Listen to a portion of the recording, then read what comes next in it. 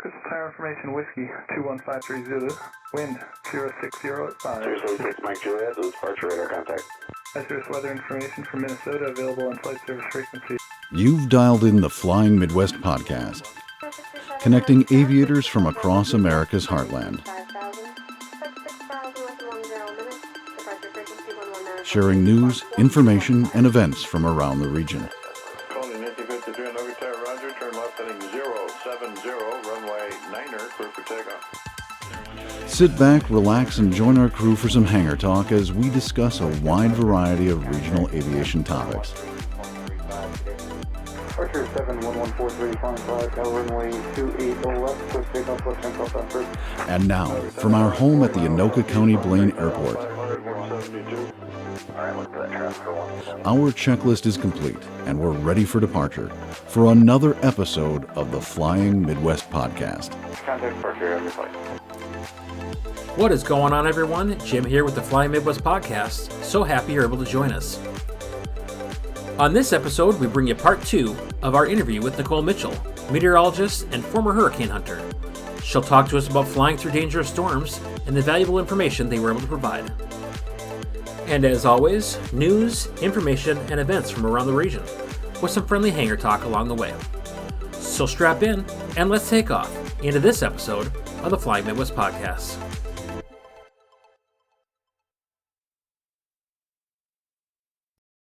Greetings, everyone. Jim here with the Flying Midwest podcast, and I'm joined by my co-host Trevor from all the way down at Little Rock Air Force Base in Arkansas. Did I say that? And Maddie, our resident CFI co-host extraordinaire. Aww. So this is our 10th episode. We're hitting double digits. Wow. So I'm excited about it. Got to start somewhere, right? So jumping into double digits is... Well, we did start at episode 1, but now we're at episode 10. So I feel like we've now graduated. Yeah, that's right? 10 whole episodes. There is a lot of stuff that has been going on the last couple weeks since our last episode. Before we dive into the actual news, let's talk about some of those things. So podcast wise, are we going to talk about you going to Kansas, or is that a secret still? No, it's not a secret. I posted about it and stuff. Okay. So some exciting news for our podcast family. Maddie is moving to yet another state in the Midwest, and we have confirmed it's in the Midwest, and it's the only way we're keeping you on the podcast. And you're moving down to Kansas for some instructing opportunities. I sure am. And yes, it is still in the Midwest, so I'm legal to be on this podcast. Excited about that. But yes, I'm going to the air capital of the world. I'm going to be moving down to Wichita, Kansas, and probably in August. Yeah, so sorry, Minnesota. I'm peacing out to go to a slightly windier but less cold place.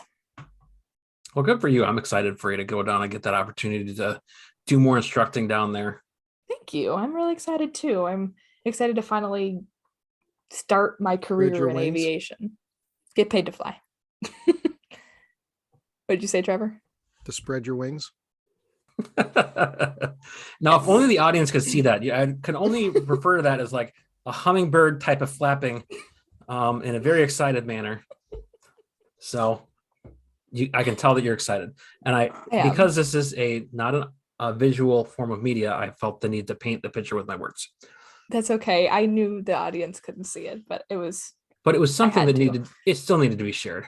Yeah, it was performance art. It's not meant for everybody. What's performance art when nobody sees it? That's like modern art right there. If a tree falls in the woods and no one's around to hear it, does the bear the woods? That's how it goes, right? Yes, Jim, that's how it goes. Okay. Hey guys, we did a vlog. Actually, we didn't. Jim did. That's true. I did. You did. Isn't it just vlog? Well, that's what it used to be, but it's pronounced vlog. Flog? Like flogging? Vlog. Yes, flog. Yes. I'm so freaking old. You are. Right? It's okay. It's okay. Yeah. I am too. We understand there's a learning curve. It's all right. I'm sure you still spell email E-mail, so that's not right. I'll give you a little grace. Actually, it is technically. That. No, I was serious. Okay. You guys are both old, but Trevor's older. I think I'm technically older by actual years on this planet.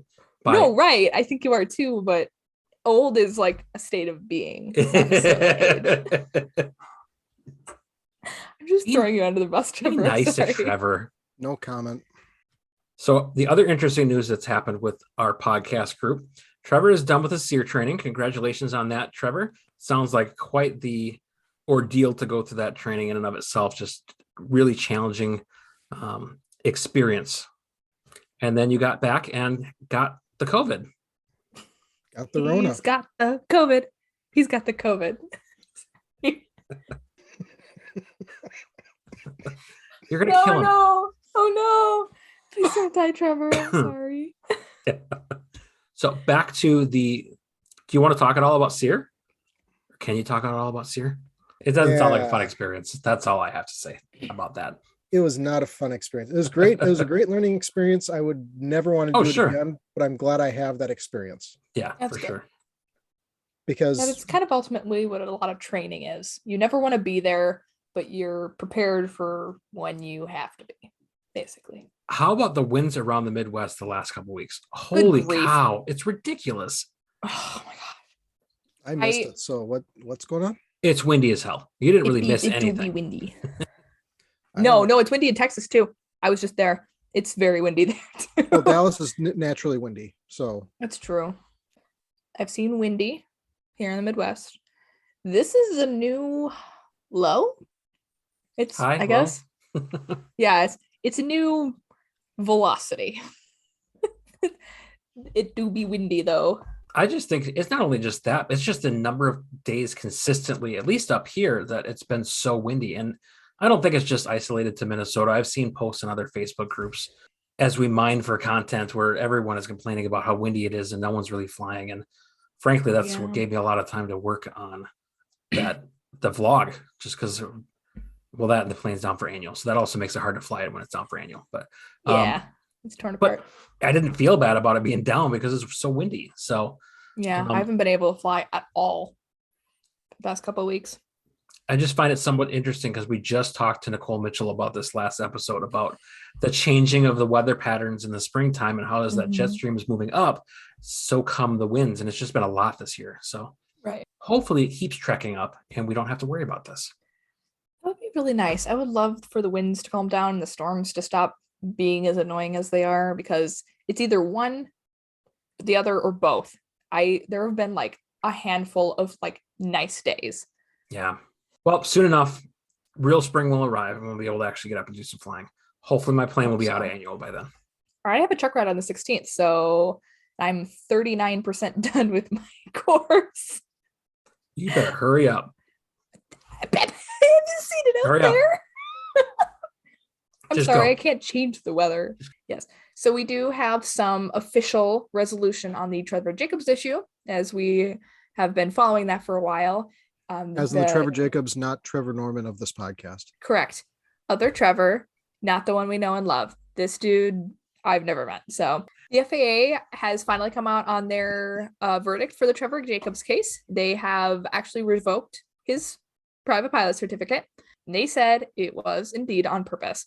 The FAA did not sugarcoat what they said. They labeled it as careless and reckless and ordered him to surrender his private pilot certificate effective immediately. Trevor Jacob himself said to ABC News that he did not jump out of his plane for views because it wasn't his plane. So what he said was technically correct, I suppose. Yeah, the FAA is not thrilled about this. They note that he didn't do anything to try to restart or try to land safely, as is part of all of our training as private pilots. The FAA also said if he does not surrender his pilot certificate, he will be subject to a fine of $1,644 per day until it is surrendered. Oh, per day. Oh, I missed that part. Per day, $1,644 per day. That's impressive. I did see somewhere on a source that Trevor Jacobs was apparently not aware of this verdict, which means that he may have some fines to pay. But that is the official resolution as of now. If we have any more updates, we will definitely let you all know, although the internet is fast and forever, so You'll probably know before we do, but as we are an official podcast, we have to talk about it. Well, fortunately, that's not the only revocation that's coming down the pike. Oh no. Do tell, Trevor. Yeah, you seem busting at the seams to tell us, please. Well, no, you know what I was referring to, Maddie. Yes, but the people on the podcast, you have to like say sentences. Redbull gives you wings until it doesn't. Until you crash an airplane. You get into flat spin after being denied. So it was an intentional crash. It got into a flat spin and couldn't be recovered even if he had gotten in the aircraft. However, still denied by the FAA. That is going to be a problem, I think. And I think here's the hard part for me. And we've talked off the podcast about this in our little chats, but I wasn't a fan of this whole concept to begin with. I thought it was stupid. I thought it was foolish. I grew on it a little bit just in the fact when I started seeing how much more they put into it as far as the research, the science to try to do this safely. I was kind of impressed by just the work they put into it. I still thought it was stupid, but they were trying to do it safely. But I went way back on the other side of the needle as soon as I heard about the denial by the FAA and then proceeding to do it anyways. I have a problem with that. Not just because FAA and they said so, but just, I mean, they just told you you're right on the decision on the Trevor Jacob thing and you do it anyways. I'm going to be really curious to see how the FAA handles this one. I'm of the mind that it was ridiculous, I think, on the FAA's part to deny them, because genuinely all they had to do was say yes and put up a TFR. So that means, because the area that they were in the desert, from what I've seen, is a popular drop zone and one that a lot of like they use for movies and things, that it's empty. There's no harm to anybody even possible. It's out in the middle of nowhere. Also, they did their research. They did the testing. They did, they put in the legwork to make this as reasonably safe as possible. And of course, with Redbull is always like the pioneer of sponsoring the things that are a little bit outside of the envelope, if you will. So, if you've ever been to Oshkosh, you've seen the helicopter that can do full aerobatics and things like that.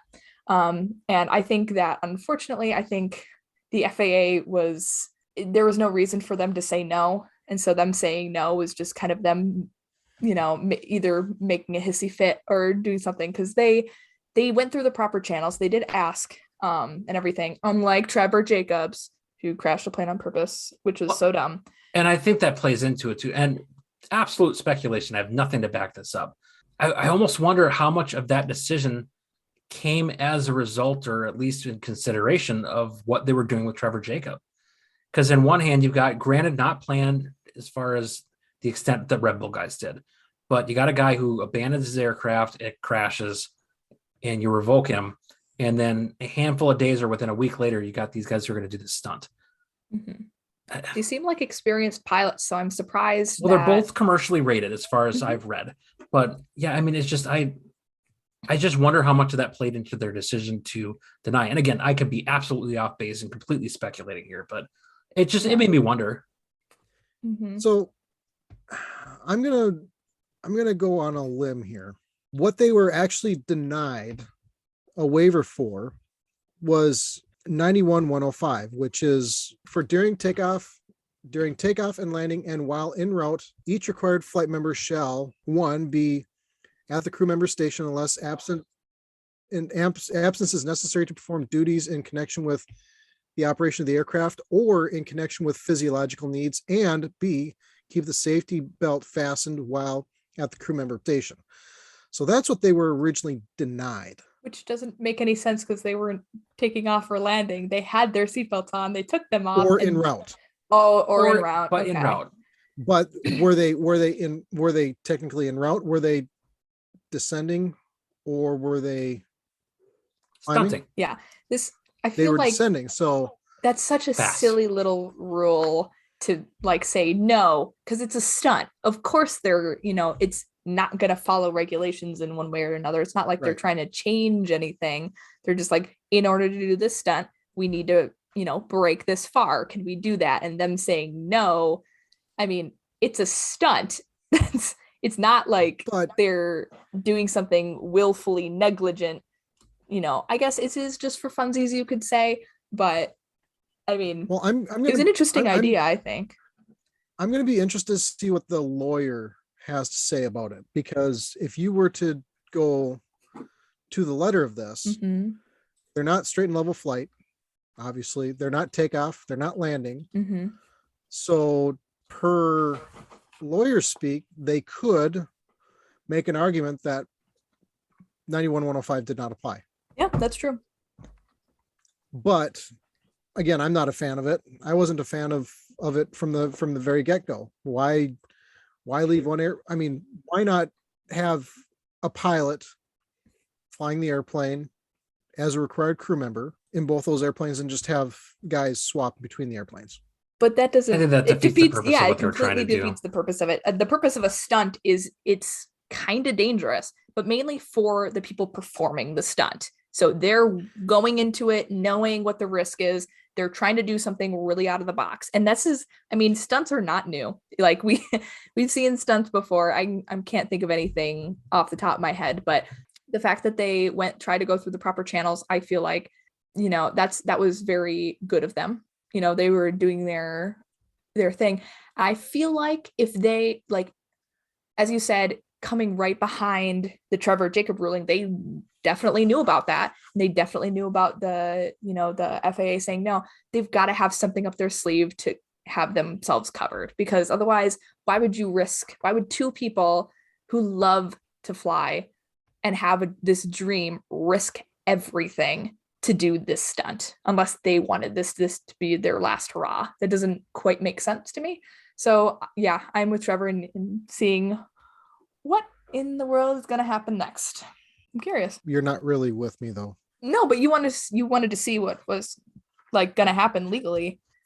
I'm curious to see what their lawyer has to say too. I'm just on the others. I just have the opposite opinion. I think stunts are awesome. They did the planning. They did the modifications as best as they could. They practiced. They did everything they could to make sure this was successful. Unfortunately, they couldn't prepare for this. And I think speculation is because of the weight and balance. It was just, because they had a safety pilot all the other times. So that weight put it into a flat spin, which, that can happen. I mean, it doesn't normally, because usually you don't exit the aircraft, but well, even that they had installed a parachute system in the aircraft. Granted, the aircraft was still destroyed. Right. They had still taken some precautions. I mean, so like I said, at first I was wildly on the side of this is absolutely stupid. This is going to get screwed up. They're going to destroy an airplane for no reason. Then I started doing a little bit more of the research into what they were actually doing. And it was kind of interesting, but yeah, the whole, just the Trevor Jacob thing, then the FAA saying no, and then we're going to do it anyway, just kind of left a bad taste in my mouth. Yeah. I'm curious to see what happens too. I think that maybe there is a possibility that there's some other explanation here that isn't being reported by the media. I know that's weird, but it happens sometimes. So yeah, we'll sit tight and we'll see what they have to say at the end of the day. Maybe there is some sort of explanation. But we will also keep you updated on those news as well. From the Herald Review in Grand Rapids, Minnesota, a warning from experts in wildfire management on UAS activity around wildfires. This time of year, there is an increased risk for wildfires due to snow-free grasses and marsh areas starting to dry up, high winds, things of that nature. What occurs is you have a UAS that gets into that airspace, and they are restricted from being within 5 miles of a wildland fire, even if there's not a TFR specifically in place. Firefighting and aviation management experts say that it's not uncommon during wildfires for 3 or more aircraft to have to share that same low-level airspace that drones would typically fly in. The pilots do need to stay focused to extinguish those flames. One incursion into the rapidly moving wildfire environment is too many. Be mindful if you're a drone operator. Please stay away from wildfires. Let the people who are fighting them do their job. Yeah, and as I've, in my professional life, talked with public safety and firefighting professionals that deal with these types of fires, it is something that they keep an eye out for, and they have to be mindful for. There's, whether it be an amateur who's out there just trying to get some cool video of a large fire, or even sometimes public safety drone operators, they get into that airspace, that could shut down the entire operation of that wildfire suppression, just because they can't get into that airspace. They're not going to risk it. Even with public safety unmanned aerial system operations, there is a lot of careful communication between those different entities, but they do keep an eye out for any of those incursions to maintain the safety of that entire environment. So yeah, like you said, I mean, even if you're a general aviation pilot and you see a large fire, just stay away from it for a plethora of reasons, but just let those people get in there and do their jobs. And hopefully that will help protect life and property. All right. Are you guys ready for Oshkosh? I know I'm ready for Oshkosh, but you know who's not ready for Oshkosh? The EAA. Starting on April 30th, the EAA is looking to hire as many as 700 people for temporary positions in various areas around Airventure. Airventure will be held from July 25th to July 31st. So positions that they're looking to fill include ones in retail, security, parking, camper registration, facilities, and actually a couple bartenders it looks like they're looking for. So in order to apply, for retail, you must be at least 14. Security, you must be at least 16 years old, and you must be 18 years old for all other positions. They encourage people to apply online before all the hiring events. They have a few. If you do apply, you will have to interview on site. So to go apply, the website is eaa.org/hiring22. So if you're interested in that, which if you want a temporary position for just a week, definitely go look at that. Oshkosh is a lot of fun. I love it. I wish I could work, but they definitely need people. So if you love aviation, want to be really part of it, definitely go to that website and go interview. So I'm gonna take this moment real quick and just, if everyone else who listens to the podcast wants to just like chill for a minute or, you know, check out one of those other cool aviation podcasts, that's fine. I just got to talk to my dad real quick. Hey Dad, we were talking about this about a week ago, that it'd be cool to work at Airventure. So I'm going to include in the show notes, not for everybody else, just for you. I'm going to include the show notes, the link, so that you can go in there and find all the different times that you can go apply and do this application stuff. So I'm looking out for you. So, all right, I'm done talking to my old man. So we're back to talking to everybody else. So turn off Aviator Cast and start listening to us again. I wanted to make sure that he got that very special message. And if anybody else takes anything away from that, that's fine. But that was specifically for him and not necessarily for you. But if you want to take that guidance, go for it. I want to hear about Kansas. Okay, Trevor. I do.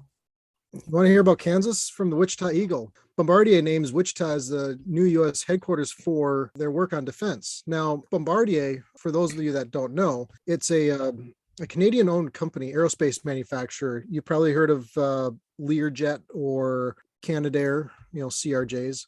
They come under the umbrella of Bombardier. Now, Bombardier, they're looking for some sort of government growth where they're providing some aircraft.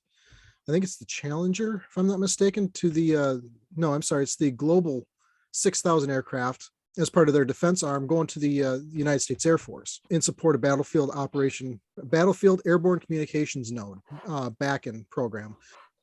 I heard it pronounced bacon, but you can continue. Bacon. Okay, bacon. The BACN program. Bacon. Basically, this gives the Air Force a high altitude, long endurance aircraft that would be in service for over 10 years.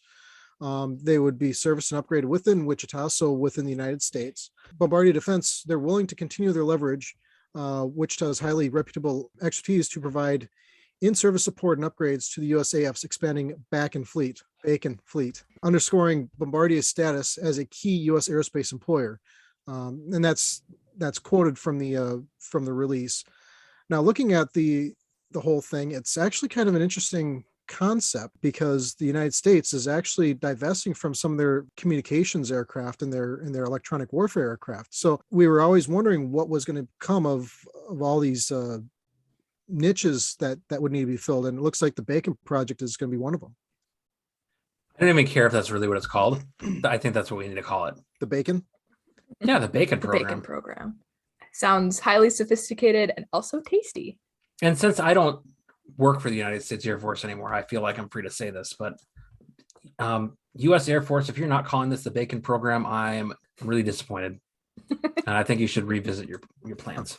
The Ohio State Highway Patrol is going to be employing new technology to catch dangerous drivers. It's not a new concept for law enforcement to use aircraft to monitor speed and dangerous driving conduct, but the Ohio State Highway Patrol is going to be employing new technology within their aircraft that will equip their aircraft with cameras, mapping systems, GPS, and vehicle speed measurement systems. So essentially, it's going to be a two-person crew. You're going to have your pilot and your tactical flight officer. Your pilot's going to maintain an orbit over a specific area, and they're going to be looking for erratic driving behavior, whether it be high speeds, aggressive driving, passing on shoulders, things like that.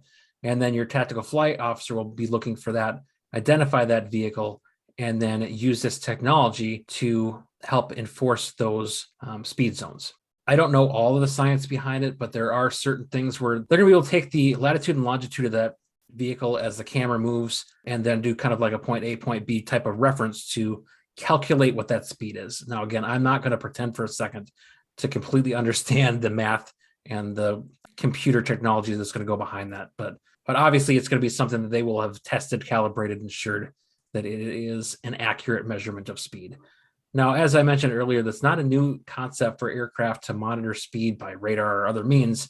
Many times you'll see marked zones within highway zones, and they can use that to time out speeds based on stopwatches, things like that, to calculate your speed from one mark to the next within a certain speed zone on a highway.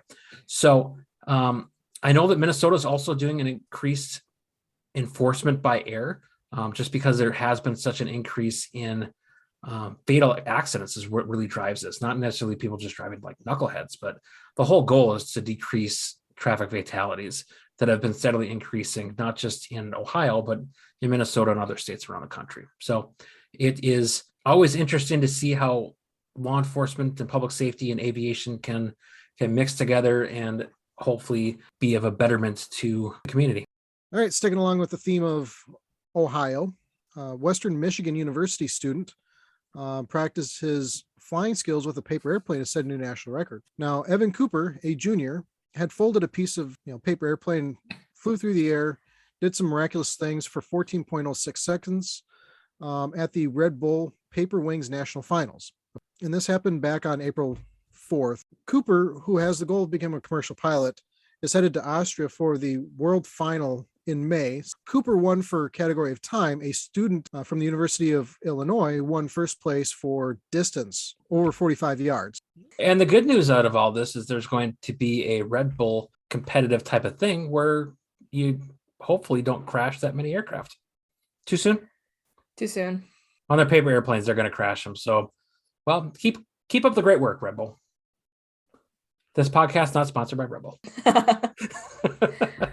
All right. Oh, do we have some events? No. All pancakes. So, question for you.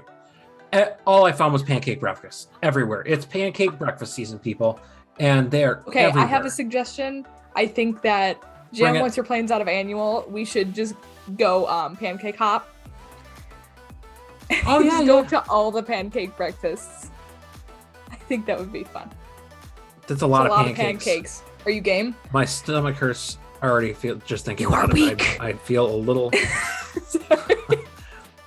So here's what we'll do in prep. While my aircraft is an annual, I'm gonna just have my son make me pancakes every day, and I'm gonna pregame this a little bit and just build up my tolerance to pancake breakfast, so that we can really do this right and just do the round robin of pancake breakfast around the Midwest. I'm so ready for this. All right, Here is the plethora of pancake breakfasts in the Midwest in the next couple months.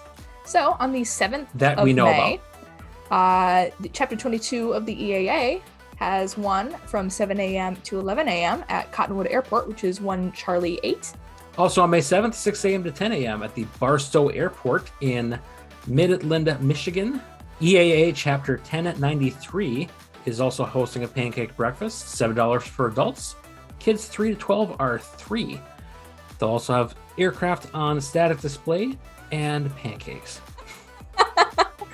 Which is, important part of a pancake breakfast. Also Saturday, May 7th, 7 a.m. to 3 p.m. Pancake breakfast and fly-in and car show.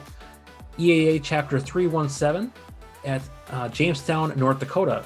Kilo Juliet Mike Sierra. That will benefit the local Civil Air Patrol chapter and should be about 8 hours in duration for their fly-in car show, and they'll also have some vendors. Cool. All right, moving on to the 8th, EAA Chapter 1414 has one from 7 to 11 a.m. There's a Young Eagles rally from 8 to 12, and it is at Poplar Grove Airport, which is Charlie 77. Now, I know this one doesn't really fit into the traditional pancake theme, but the date is going to fit in the middle of this. So let's talk about the Flying Drive-In Biscuits and Gravy Breakfast, sponsored by EAA Chapter 832 at the Canton Ingersoll Airport, Kilo Charlie Tango Kilo. That's May 14th from 7 a.m. to 11 a.m. Adults are $8. Children 10 and under are $5. They'll give certificates for the oldest and the youngest pilot. And for the youngest pilot, you must have a student certificate, as well as for the furthest distance flown, the best antique, best home built, and the best warbird. Sunday, May 15th at the Broodhead Airport, Charlie 37 in Broodhead, Wisconsin. They will have a fly-in drive-in breakfast with all-you-can-eat pancakes. $8 for adults, $5 for kids 10 and under. That event will go from 7 a.m. till noon. There'll also be a Young Eagles rally from 9 a.m. to noon, and registration will be required at events 431 at EAA431.org. So those are all the pancake breakfasts that we know about today. I'm sure there's going to be more that haven't been advertised nearly to this level of professionalism, but for them, best of luck in your pancake breakfast. So for this episode, we are going to revisit our interview from last time. Nicole Mitchell, former meteorologist from KSTP in Minnesota, spent a good deal of time as an Air Force reservist with the Hurricane Hunters. As you learned last time in our episode, she's currently a lieutenant colonel with a Air Guard unit as a weather officer, but she spent a lot of time with those Hurricane Hunters and had a lot of stories to share with us. So we decided to make an episode just of that. If you haven't listened to the other episode and gotten to know Nicole a little bit more, listen to this whole one first, and then you can go back and then you can listen to that other episode. She'll give you a nice introduction. She'll talk about some spring and summertime weather, and you'll be all the more informed with her wealth of knowledge on weather. So without further ado, the second half of our interview with Nicole Mitchell. I don't know. I think that's one of the coolest things is being on a Hurricane Hunter. Why would you're just on a C-130? It's so most of the time it's fine. The inside a hurricane flight, usually we'd try and be on there for about 6 hours so that you could do 2 full passes through each quadrant. So 2 full X patterns from through the center and to each side. And it takes us 6 hours because you're going out over 100 miles on each leg and then coming in from a different direction.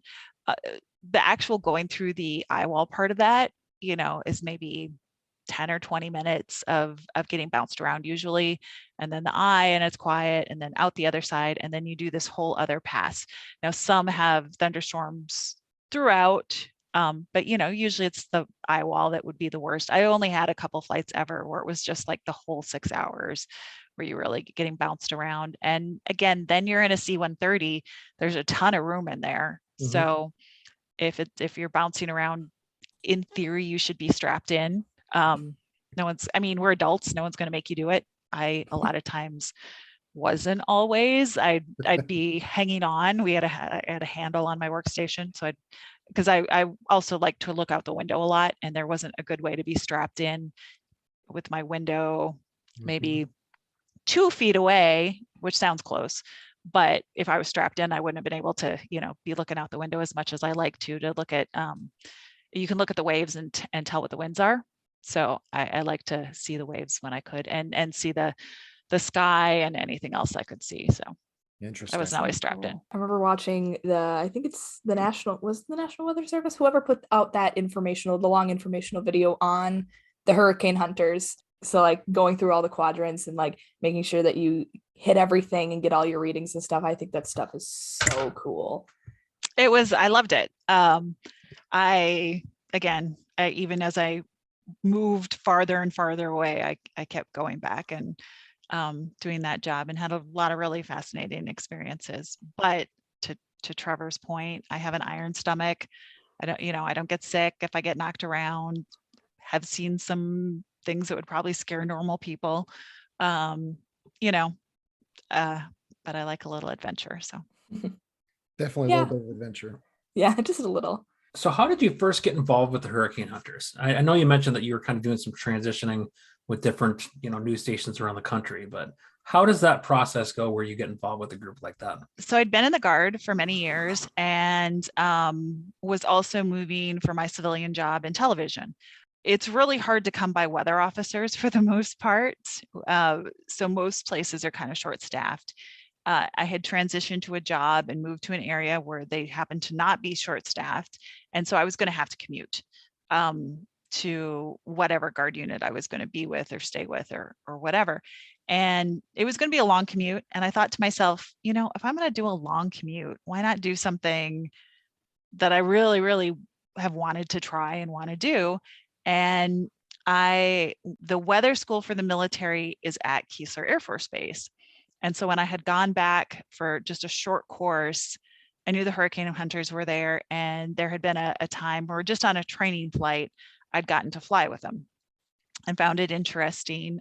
They don't generally take people on missions for obvious reasons, for safety purposes. So I was like, you know, if I'm going to commute, let me see what they have open. And they happened to have an opening at the time, and I went and interviewed, and I got it. So again, which is was lucky for me. I happen to have a good resume as well, but there's only 20 people in the Air Force that do that job. So, and I got one of them. And so I was working in Oklahoma at the time and driving to Mississippi for all the initial training and so on. And then I eventually got picked up during that time at the Weather Channel. So by the time I finally got through all the training to be in the Hurricane Hunters, because it's also an aircrew job. So you have to go through the land survival school, water survival school. We also do winter storms. So learning all the equipment and all the aircrew stuff, it takes a couple of years to go through that process. So by then I was in Atlanta, which is only a 6-hour commute, which was better than where I'd started off in Oklahoma. I think it was 11 or 12 hours of a drive. So it was manageable. So I'd go on the weekends and then extra in storm season, and loved it. I flew into, my check ride was actually Hurricane Katrina, and I've gotten to do a lot of other impressive storms, a few Cat 5s, a little bit of everything over the years. Wow, that's really something. That's so cool. So when you're flying, when you go with them, what is your role? What is like the weather officer's role in the air while you're going and flying either to these storms, in these storms, and do you have any roles on the ground as well? So in an actual storm flight, the weather officer is considered the mission director, because we're going to be the ones working with the National Hurricane Center to kind of bring to life what they want. So you go into storms, anything from what's called an invest, which is in kind of a suspect area, but it might not actually be a closed low pressure circulation. And then you're going in to see if you can find that circulation, to see if you can find the winds all the way around, so that they can make it a tropical depression or a tropical storm, depending on the wind speed. So you can get past anything from that up through tropical storms, up through a Cat 5. So if it is already a developed storm, they'll give you coordinates. What we found is, though, even though they're satellites, unless there's a defined eye, which a lot of storms don't have at the kind of mid-levels, there have been times where they'll look on a satellite and think they see the kind of rotation center, the vortex center, and the coordinates can be 60 miles off. So our biggest part of the job is what's called the fix, which is using the winds to steer yourself in and find that exact place where the circulation, that low pressure center, where you can, so that you can mark those coordinates, because those coordinates are what's going to go in all the models.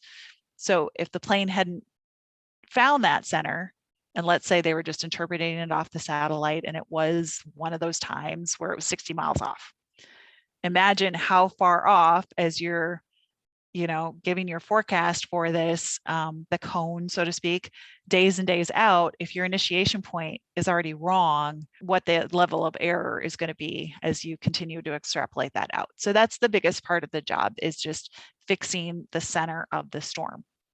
And then once you're there, taking the pressure reading so that they have an accurate, how intense is this storm right now. And then all the other things that you can bring to the table that help with the model data, which is as you're doing the cross section through the storm, seeing how far out it is. Different quadrants can have, they're not completely, perfectly cylindrical. They might tilt into the atmosphere. One side is going to be more intense than the other side. The wind field's going to be different on one side or the other. They're not like mirror images on each side. So that's part of what you're doing, is just finding out, where are the strongest winds within this wind field? How far out does it go? Because storms can be different sizes. So you can have like a little buzzsaw storm. Charlie, for example, in 2004 was one of those. It was a Cat 4, but it was just this little buzzsaw and just carved out this little path of destruction. Whereas you can have a Katrina, which hit as a Cat 3, but it had welled up so much water because it was big. Or actually Sandy is an even better example of that, because the tropical force winds, I think at one point, were almost 1,000 miles across.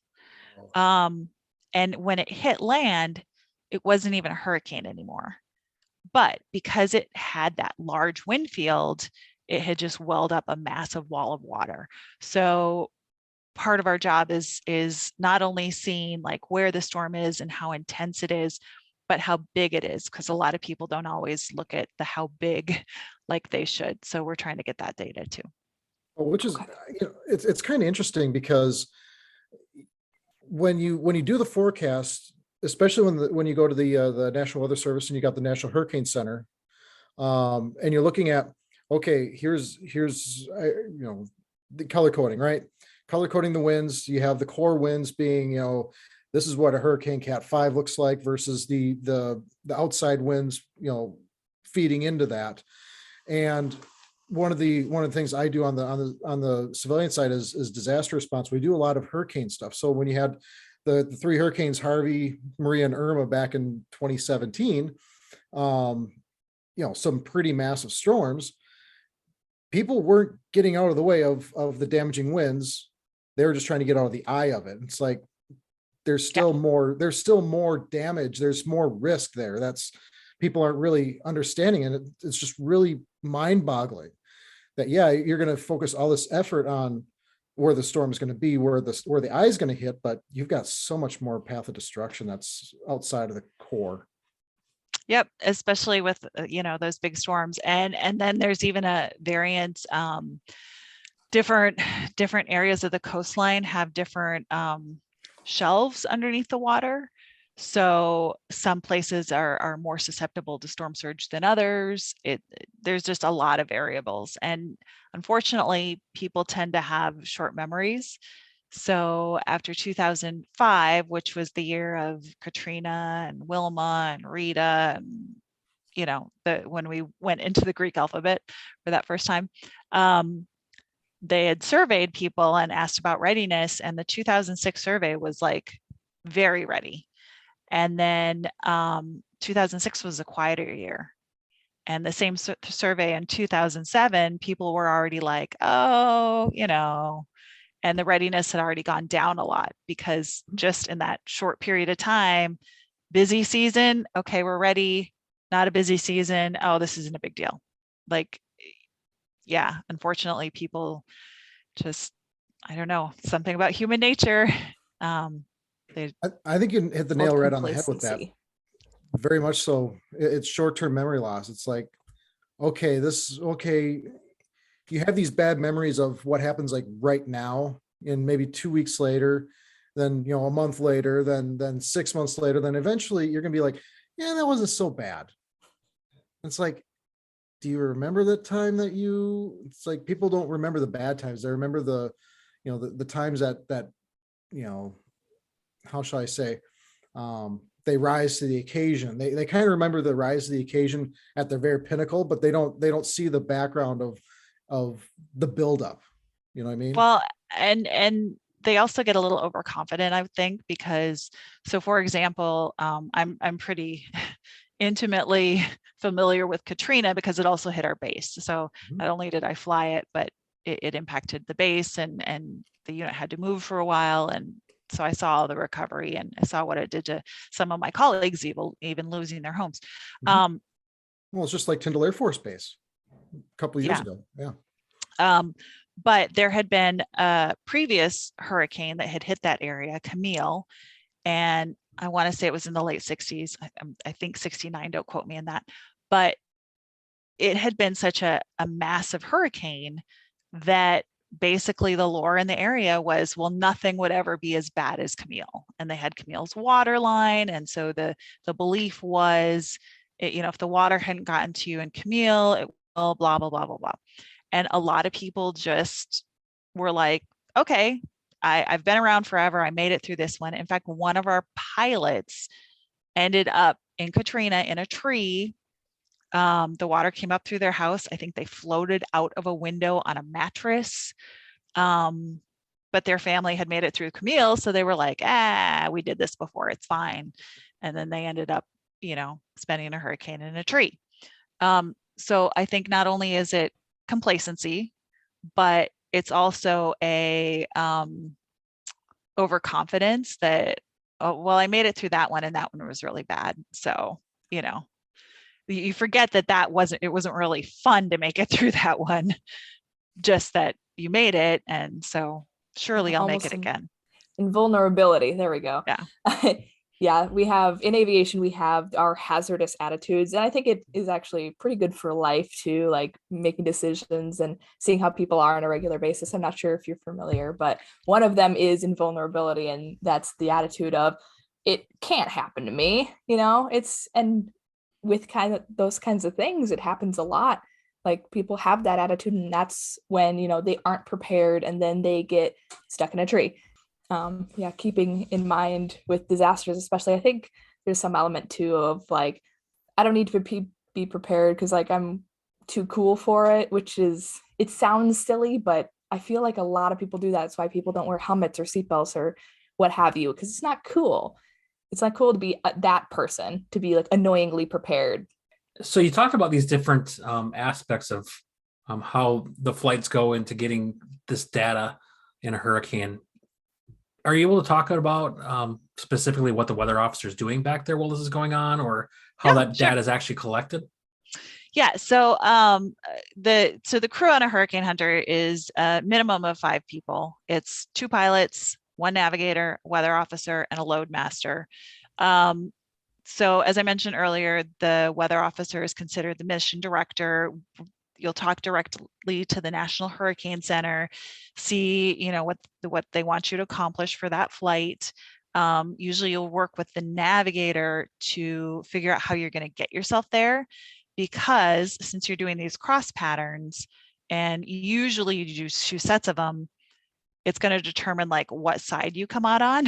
So you'll kind of plan how you're going to enter the storm to usually set yourself up with a favorable exit location after you've done all of your passes to get you where you need to go. So for example, if you're leaving from Biloxi, but you're hitting the storm on the way to the base in St. Croix because you're going to be flying stuff in the Caribbean, it's just too far away to keep flying from Biloxi, and you have to kind of figure out your exit point. So that's what you'd be doing before the storm itself. And then going over that with the crew and then briefing the crew on, this is the plan. It's an invest. We're going to fly at low level, or it's a tropical storm. We're going to fly it on the, 850 millibar, which is, about 5,000 feet. Or this is a very developed storm. We're going to fly it at 700 millibars, about 10,000 feet. So you're doing all that planning ahead of time and kind of making sure the crew is all okay with the plan and on target. On the way to the storm, you're just taking general observations, which we do even on a training flight. It can go into some of the modeling data, not even the hurricane modeling data, but just generally modeling data if we don't happen to be by a storm.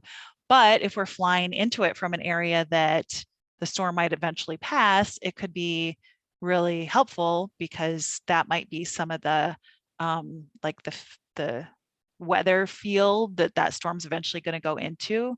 So then you might even drop a couple of the SONs So the plane itself is taking data at a horizontal level, and then the sondes would give a vertical level. So especially if the storm might be headed that way, you might get a little bit more data because, just to see the environment the storm's headed into. But then once you get into the storm itself, the navigators on the Hurricane Hunter flights do a little more than normal navigators. In fact, on the C-130J, normally you don't have navigators anymore, but because the weather officer is so busy, they help watch the radar for things and help with the plotting and stuff. During the storm environment itself, the weather officer will kind of mark that point that's about 100 miles out, and then with the navigator start heading toward the center and then really be following the winds. If you start seeing that the coordinates you were given were different what the winds are showing you, then you'll start saying, I need us to turn 10 degrees left or right.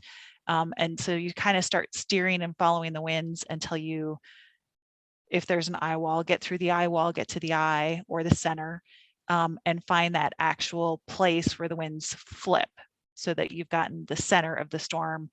You mark it, you tell the navigator, mark it. If you're at, you don't do it at low level because you're just already kind of right there. But as long as you're at 800 millibar, 850 millibars or higher, that 5,000 or higher, you release a sonde. The loadmaster helps do that, and they actually have some basic meteorology so that they can QC the sonde before they send it over to us, and then we QC it as well, quality control it. And yeah, so we're pretty busy in the center of a system, just kind of making sure we've got that steering right and coordinating the plane and basically telling the plane where to go. And then you'll usually hand it back over to the navigator after that, and they'll steer you back, kind of get you back on track if you really steered around to find that center, so that you can go out the coordinate at the right angle if you're not at that right angle anymore. Because the weather officer during that period of time, especially if you're high enough that you've had sondes, usually have a sonde in the eye wall going in, the center sonde, the sonde in the eye wall going out. So you're trying to process all of those. You take a special message right in the eye of the storm, and you've got data to fill into that. If there's an eye wall, you're looking at the shape, you're measuring the size, is it 20 miles across? Is it open on the southwest corner? You're giving all this extra information to the Hurricane Center in this special message. So you're trying to get all of that stuff out. Plus, on the way in, steering the plane or telling them how to steer the plane. And occasionally looking out the window and making sure that, watching the winds at the surface and making sure that the piece of equipment that you have that is supposed to be measuring the winds is doing its job accurately, and just all that stuff. So you're processing that kind of on the way out. And then once you get all that sent, then you go back to just kind of taking observations until you reposition and start to come in from another direction. And then you do that all over again. So that's what the weather officer is spending most of their time in. A really busy period between the eye walls and through the eye or around the center. And then the rest of it, you get to breathe a little bit more, but you're setting yourself up to do it again. And then there's variables. So let's say you're near land and you have to, half the storm is over land, and you have to kind of figure out how you're going to adjust your pattern to get as much data as possible. But we don't fly and we don't take that data over land because there's already data over land. Or sometimes it's near Hispaniola or something where there's mountains. So then you're dealing with mountain turbulence and trying to be careful. If the eye passes over land, you can't fly into it and drop a sonde on land. You'll do a radar fix. So there's variables with different unique storms. If it's making a landfall, then there's some special stuff that you're usually doing, because obviously that's a big deal. So yeah, that's kind of all the stuff. Wow. That's You're busy. busy. It's really, really cool. I mean, Mhm. I don't know about a lot of other people. I could totally geek out on this stuff. It's just there's so much to know. And it's just like any other career field, civilian or military. It's like, if you meet that, if you're in a complex environment and you meet that one person that says they know everything, they're lying to you, because there's so many variabilities. There's so many things that nobody can know 100% of everything, because every time you make a crisscross through the hurricane, something's different. It's evolving. It's a living, breathing creature, if you will. It's just one of those really cool things. I agree. Yeah, there's, we never did forecasting. We were just data collectors. The Hurricane Center did all that. But there was definitely times we'd see a trend and be like, hey, Hurricane Center, just in case you're not reading between the lines in our reports, like, this is what we're seeing. But there were times, again, not to beat on Katrina too much, but they kept thinking that was going to get picked up by a trough. And so the original landfall forecast had the cone like over Florida, then Alabama, then Mississippi, then Louisiana. So we were the flight where it finally started turning. And, so we were like, hey, we're finally starting to catch that turn. But yeah, there's so many variables, and the storms can be tricky. So, the eye walls, if there's thunderstorms in them, obviously you're trying to follow the winds and you're trying to figure out, the winds are kind of squirrely. I don't know if anyone else uses that term, but Yep. Yes. okay. Am I following a thunderstorm wind, which is not actually the system wind? I want to make sure I'm following a system wind to get the circulation. Sometimes that can be hard. There's sometimes the eye wall is going through a replacement cycle, and you're trying to like figure out, is this the eye or is that the eye? What do I need to be aiming at? I've been in storms where there have been tornadoes in the eye wall, and then you're like, oh, we're not going to go there. We have to go all the way around. Yeah, there's just a lot of variables. And I think this is a very important time to tell our listeners, we don't encourage general aviation pilots to fly through hurricanes and tornadoes and I don't thunderstorms think and you're things. allowed to do that. No. Can you stop somebody? The military has special permission to be out in that. Well, I mean, there have been cases. I do remember I don't remember what storm it was, but someone trying to like take off during a storm to get their plane out of it, crashing and killing their family, was one of the sadder stories I heard. And it's like, trying to move your plane during a hurricane, it's just not worth it. Right. Yeah. At that point, you just ride it out, Yeah. That's your best option. All that stuff is replaceable. An airplane's replaceable, family's not. So, I mean, Yeah. Again, it's priorities. So after you've gathered all of your information, all the stuff that has to do with the storm, you do your passes, you have your 6 hours, then you land and stuff, all your information, goes out to everybody. So how does the info that you collect translate and like help the forecasters on the ground do their spaghetti models and their cones and stuff? Well, so the plane itself has a satellite uplink that is parceling, as the plane is flying along, data every 10 minutes and sending them a package that is the really fine-tuned data, taken every second with all this stuff in it, winds, temperatures, pressures, all that stuff.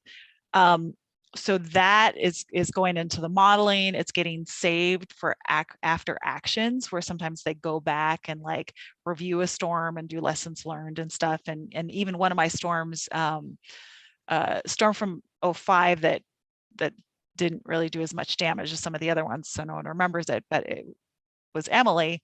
And when I flew it, it was a Cat 4. But it was one of the ones that just knocked us around. And it was one that we had lightning and I believe hail in, which you don't always have in hurricanes, but that means it's more dynamic. And so they used all that data after the fact to be like, oh, that was really a Cat 5. What I was like, yeah, felt like a Cat 5. But so there's data going out of the plane, very frequently. And they're also using it to track us, to see where we are. Not that there's frequently problems, but if something happened, they'd kind of have an idea of where we were and everything else that. And then the special things that we're taking, the drops on releases, the eye wall and the eye reports and everything, we're sending directly. So they have that almost directly. In fact, for the eye report, which is called the vortex message. So the vortex message, they have us send a draft of it because usually we don't, part of what goes in it is the eye wall data from the SON, but the SON can take 10 minutes to fall all the way down and then process the data and whatever else. So they don't even wait until all the data is in. We send them the draft because they want to know that minimum pressure right away and those coordinates right away, because that's what's going on into what they're sending out to the world. And as I said earlier, those coordinates are giving them that center point. So for all the forecasts to have an initiation point. So that's really important. So that's an example of like real-time data. And so we'll take those vortex messages and you will almost immediately see the hurricane center if from our last pass, for example, if that pressure is dropping and the winds are going up, and that's visible in our vortex data, you will almost immediately see the hurricane center take that data and upgrade the storm, for example, or downgrade, could go the other direction. But we can see live time, and they would even tell us, they'd be like, oh, the forecasters are really interested in this one. They used your data to upgrade the storm.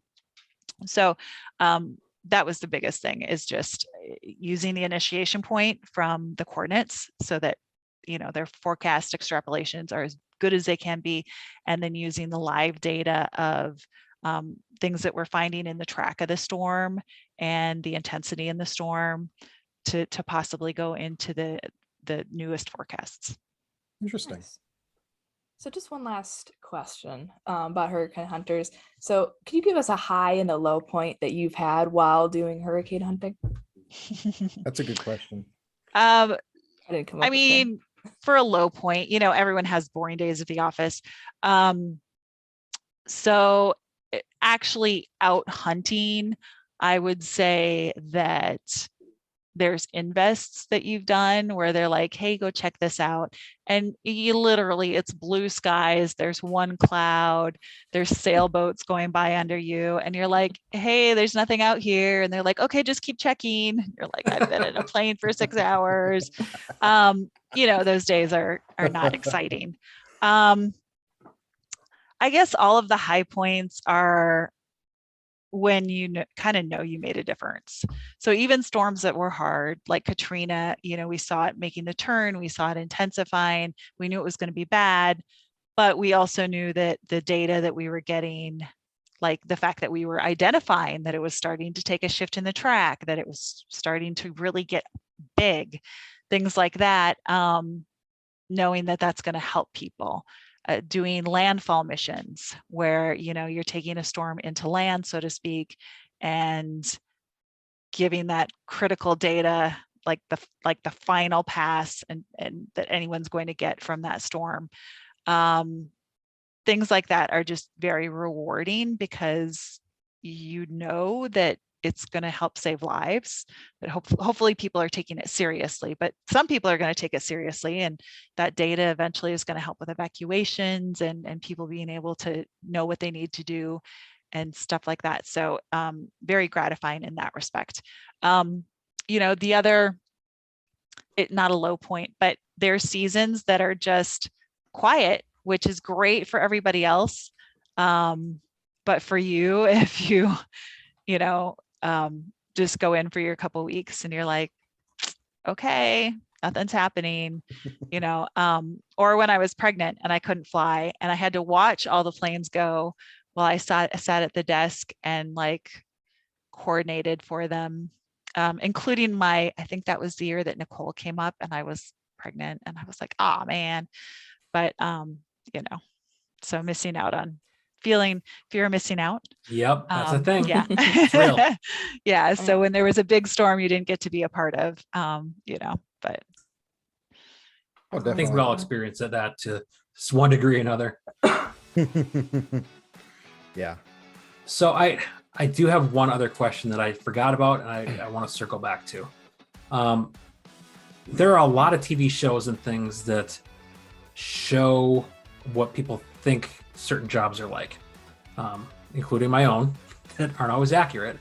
And I think it was the Weather Channel that did that show Hurricane Hunters back in like 2010, 2012, something like that. Uh-huh. Oh, dear. Did you find that to be the case, that it was either too dramatized, or was there accuracy to it, or do you have any thoughts that you want to or can share? Yeah. So what I learned during the taping of the Hurricane Hunters, because I was on some of those planes, is that reality TV is almost always staged.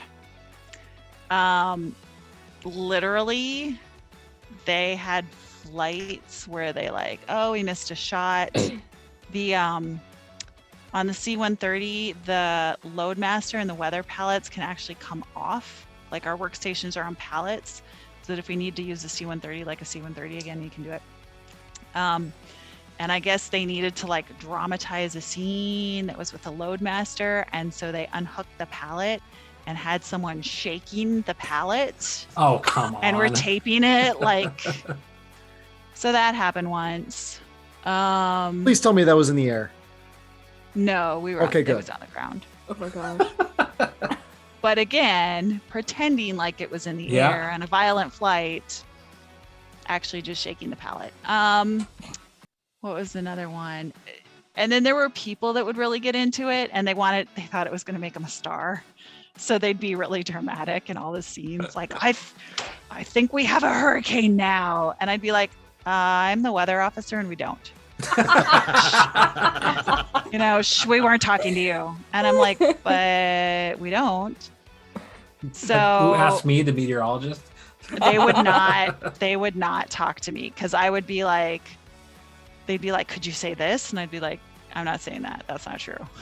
And so, yeah. And then Thank another you. Loadmaster one time was like giving me the SON data, and he's like, I think we have rapid intensification. And I'm like, we don't. There's a standard for that. We haven't met the millibars per hour. And he's like, and they're like, well, could you say that? And I'm like, but we don't. It's like rapid intensification is a certain pressure drop in a certain period of time. And they're like, oh, hey, could you say that again? And I'm like, oh God. So yeah.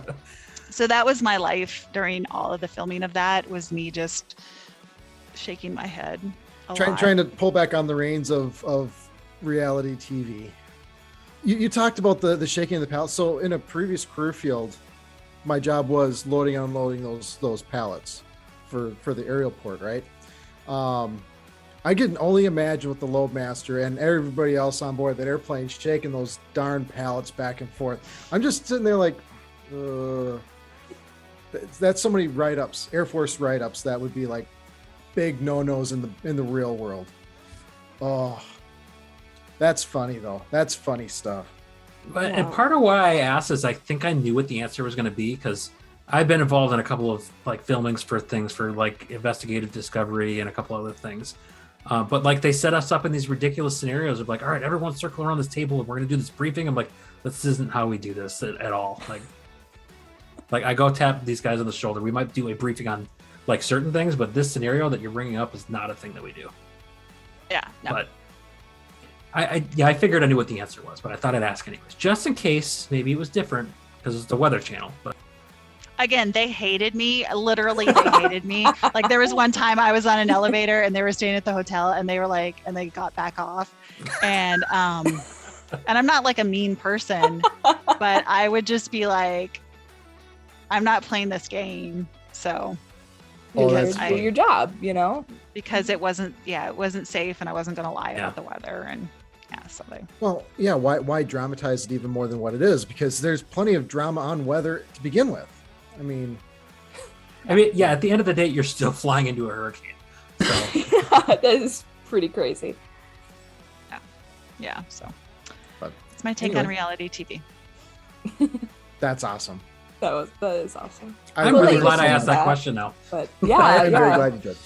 The only thing that you see of me in that whole special is like you repeatedly see the back of my head, because I wouldn't talk to them. Because that's the only shot you give them. Well, I'd be like, if you want me to tell you something, but I'm going to tell you exactly what's going on, and I'm not going to like whatever. And they were Yeah. like, Like, Go oh, you're talk to that guy. He'll say anything. yeah, Captain Fun Killer over here. So do you have to go to water survival too? I just did that today. So Oh, this is what? Yeah. When I went, it was land survival was at Fairchild, and I did water survival in Pensacola. Yeah. So so Spokane did they built a brand new gym or a rec center, if you will, and they have water survival in there. And so they divide up emergency parachute training, and I got some other patches and some other stuff. I feel like it would be the same, not in open water. Yeah, it's not. It's in a very controlled environment, but they have this overhead crane now that they bring down like a fake helicopter, and they have these big fans that do like rotor wash. So you're legitimately getting hoisted up, 50 feet in the air, holding on to your life support, getting drug into the helicopter, and then they drop you. Is it like 5 feet or whatever? Then they dunk you, and you have to find your exit and all that sort of fun stuff. Get in the 20-man life raft. Yeah, we did all that. Yeah, but today. you don't have sharks. We had the added bonus of like, hey, there could be a shark. Maybe not. Anyway, the point of my story was that so during my years, sometimes we had parachutes on the plane, sometimes we didn't. Mm-hmm. Most of the time we didn't. And in water survival school, they were very much like, always get your parachute. If something goes wrong, always parachute out of the plane. And I was like, yeah, I don't think I hadn't really started flying yet. I'd maybe had a couple orientation flights, but I was like, I don't think we have parachutes. And they were like, of course you have parachutes. And I was like, really don't think we do. And so it was an argument with the teacher. And I was like, no, really, I don't think so. And he's like, get parachutes and always parachute out of the plane. And I was like, well, I mean, could be in a hurricane, and I just feel like that's bad. And I would rather maybe take my chances, if it was like an eye wall or something, because you're just going to get updraft, downdraft, lightning, get torn to bits. I feel like I would rather your escape hatch, because we had plans if we had a ditch, and the escape hatch and stuff is what made me think of this. I'm like, I feel like I'd rather like ride out the plane and try and get away from the hurricane field, and then take my chances with ditching the plane. And the teacher was like, no, don't ever do that. You always do the parachute. And I'm like, not parachuting in an eye wall. And so I was that student. But anyway, so then the next day we were doing some of the stuff. We were on like a small aircraft carrier or something to do the parasailing and, our stuff, how we were doing it. And all the other instructors were out there. And one of the other instructors pulled me aside, and he's like, you caused a fight. And I was like, how did I cause a fight? And he's like, your instructor came back after class that day where the other instructors were. And he's like, I had this student. And he gave my scenario, and some of the other instructors were like, wow, yeah, we'd do that too. And so I guess there was like a fight among the instructors of what you do in a hurricane. Do you parachute or do you go down with the plane? And so there was very much like for the rest of the class, like team parachute and team ditch. And the instructors would like tell me, like, we're on team ditch with you. And I'm like, okay. Like we're all screwed either way, but okay, we're on team ditch. Oh, that's funny. That's great. Awesome. Trevor's been causing a bit of a stir too with his instructors. Mm-hmm. I was going to say, this may come as a surprise to you, but Trevor is also that student that goes, no, you're wrong. This is how it is. Guilty. I mean, when you're right, you're right. I mean, am I right? So we want to thank Nicole Mitchell once again for that great content that she gave us that we were able to spread across 2 episodes. Really interesting adventures that she's had within her career. But I also learned something else about Nicole. She's a lawyer too. So not only is she a meteorologist, she's been with the Hurricane Hunters, she's a lawyer, and now she's running for state senate. We certainly wish her all the best in those endeavors, but man, she's done a lot. So commendable in and of itself. Yes, she is very accomplished. It was really awesome having her on the podcast. And maybe if we play our cards right, we can talk nice to her and get her to come back and talk weather again with us sometime.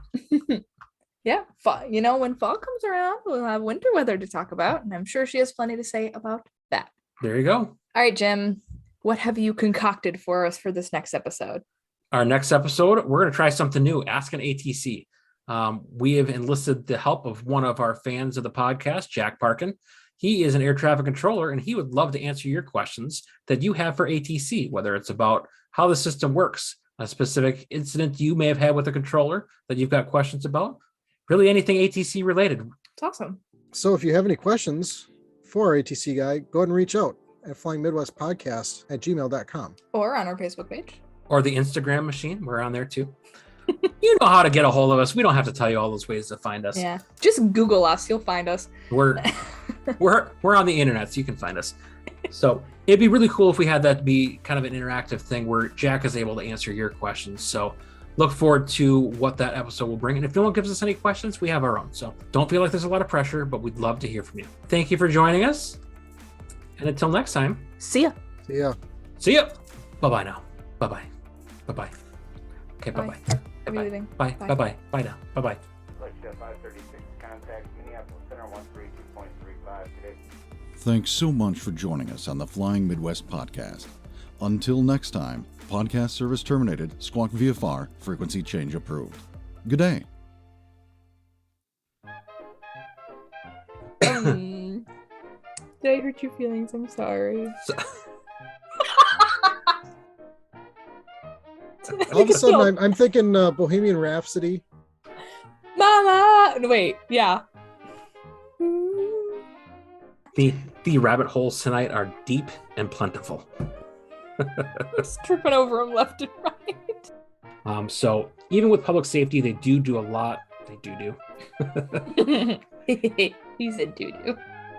Out of Kansas. Or do you need a minute to gain your composure? I have no composure. I don't know what you're talking about. Those are your words. Go chill for a minute. I got to talk to my old man who listens to the podcast now and doesn't fall asleep. I want to die when I hear myself talk. I also want to die when I hear yourself talk. I'm leaving this podcast. Bye. Here. Go find another CFI willing to deal with your bullshit. Gosh, he has such a punchable face. You can put that in the bloopers. Do not keep that in the episode. Now that Okay. doesn't come with the name Trevor, right? It's just this one guy. No, it's just this one guy. I don't think you have a punchable face, Trevor. No, he really My wife doesn't. does. Huh. What do you I know? learned something new. I did too. And bacon. Bacon. Speaking of bacon, let's talk about some flying. No, I'm just kidding.